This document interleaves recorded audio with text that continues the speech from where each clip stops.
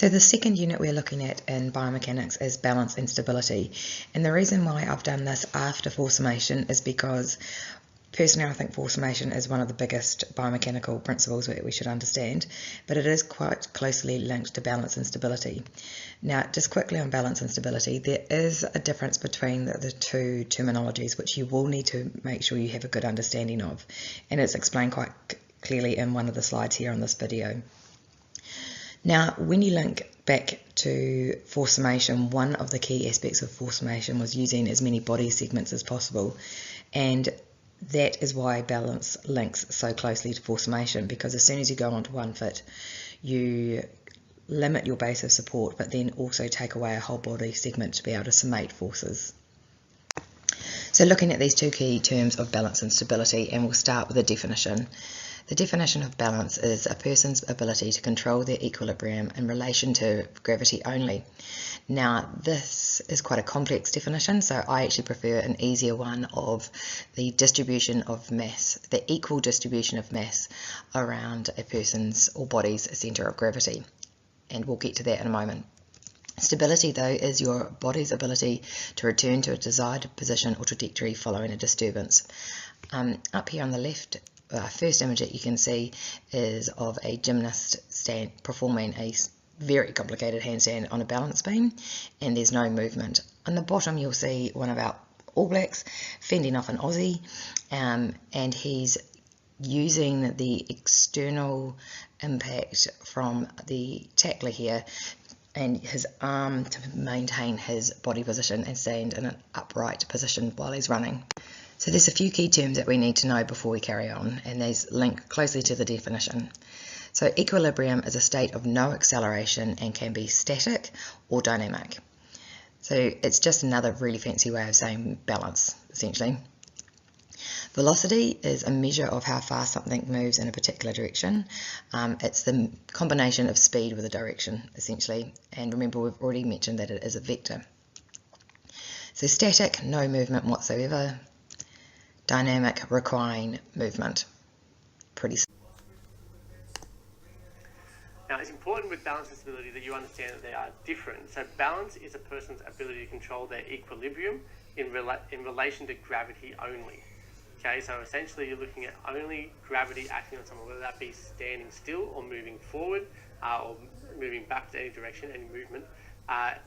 For an example, balance is about holding a handstand, whereas stability is your body's ability to return to its original position or into a trajectory after being disturbed by an external force causing a disruption to their equilibrium.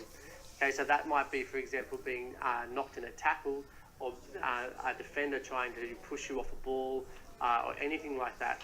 That's something else is making contact with the person. It's their ability to remain upright or stay in a desired position, or on track for where they're going.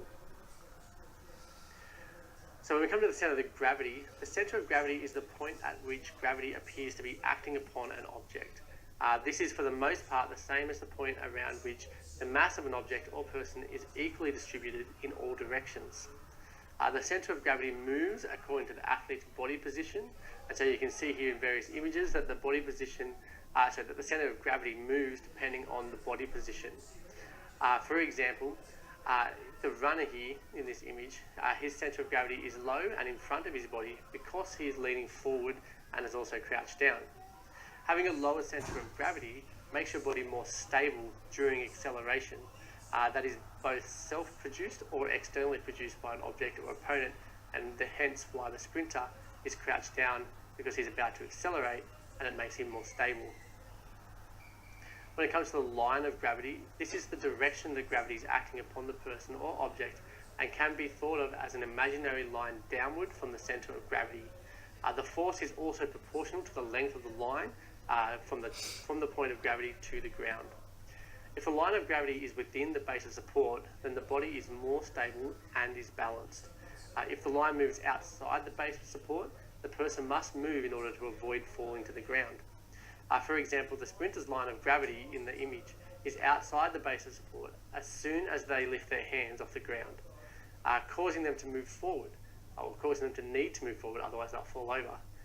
Not too far though, as if it's too far they'll fall over because you can't move fast enough. And if it's only just outside, then they can move slower with something like a walk. So it's important to get that line in the right spot. A handstand is another example, but here the line of gravity is between the base of support, and that makes the handstand stable. Once it moves outside of the base of support, that athlete's going to need to move or fall over or roll or something like that. The closer the line is to the center of the base of support, the more stable the object is. Now, the base of support is the area around the outside edge of the sections of your body that are in contact with the ground or surface. The larger the base of support, the easier it is to be balanced and the more stable you are from external forces. When an athlete is anticipating contact from an external player, they will naturally widen their base of support in the direction of force, or the impeding force.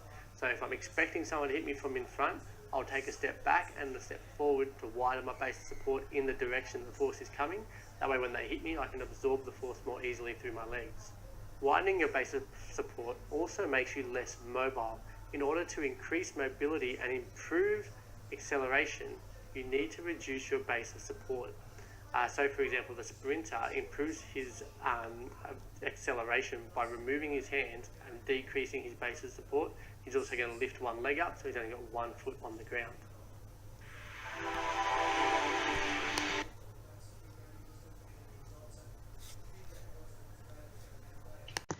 So to further the explanation of the young Australian on the previous slide, let's have an investigation into what it actually means for an athlete. And he has alluded to some things, but let's clarify those. Greater stability and balance will mean during actions you'll be able to maintain your desired position easier. Think of a trampolinist twisting and changing their body, but they always are able to do so because when they make the point of contact with a trampoline bed, they are in the correct position to perform the next movement. There is an increase of speed and acceleration, an increase in your ability to use your muscular strength, and also an improved ability to summate forces. So that also means there's an improved ability to use muscular power. So as mentioned in the video, and what you may have picked up from in class, is that there are 3 key aspects to balance and maintaining your balance and stability. And 2 of them are on the screen, but let's just make sure that we know them. Centre of gravity, base of support, and line of gravity. Now just take note of those abbreviations because they are quite common abbreviations, and you'll see them in my notes. And they're easy for you to use for your notes as well. So the centre of gravity is an imaginary point which has no fixed one point within a body or an object. And if we look at the definition, it is a point where a body's mass is equally distributed. Now, a body in this case can be a human body, it can be a ball, it can be a table, it can be a vase. But we're obviously going to be combining this with our sporting knowledge and applying it to different sporting situations. So in sport, we move, so too can your centre of gravity. So it can be inside and outside of the body, and we're going to be investigating this in our lab. Now, as a general rule of thumb, the lower the centre of gravity is, the more stable an object or body will be. However, when that happens, your ability to summate forces or even move and your mobility is actually affected. So we need to find a good balance for different sporting examples. Now, when the body moves, so too will the centre of gravity because your distribution of mass changes. Now that's as simple as moving your arms up in the air, your centre of gravity will shift and move upwards. You squat down, likewise it will move possibly outside your body if you're performing a squat correctly and having your bum out behind you. So the next 2 are base of support and line of gravity, and they are all very closely linked. The base of support is known as the base or area that is bounded by body parts in contact with the surface. So if I'm standing, it's my feet. If I'm sitting down on the ground, it's my bum and my legs. If I'm doing a press up, it's my 2 hands and my 2 feet. And we're going to investigate how base of support affects stability through a variety of exercises in our lab. Now, as already mentioned, stability will increase if your base of support gets wider, but so too is your mobility affected. So this is what we'll investigate. And your line of gravity is another invisible factor that we need to consider. It is a vertical line going directly through the centre of gravity to the centre of the Earth, or more simply just to the ground. And as a general rule of thumb, if your centre of gravity is outside of your body, then the line of gravity will fall outside of your base of support, and then you'll have less balance. So, and vice versa, if your centre of gravity falls within your base of support, you'll have more stability. And again, if you combine that with your centre of gravity and you have lowered your stance, so you've got knee and possibly a little bit of hip flexion, you're bringing your centre of gravity down. If that centre of gravity and therefore the line of gravity falls within the base of support, you're even more stable. So this term mass keeps on coming up.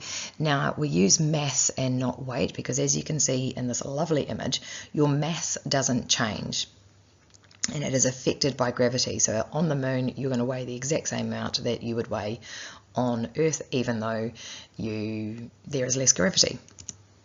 So the greater mass means that there's greater stability. So generally a bigger object will have more stability. This is because there is greater gravitational force pulling the object down towards the Earth, which is a nice little science link. Therefore, it is harder to shift. And when we look at Newton's laws, we'll start investigating a concept of Newton's first law of inertia.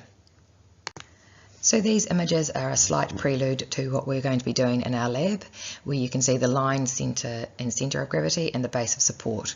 So please make sure that you have reviewed and taken some good notes from this video clip, and we will look to apply these 3 key terms in different sporting scenarios.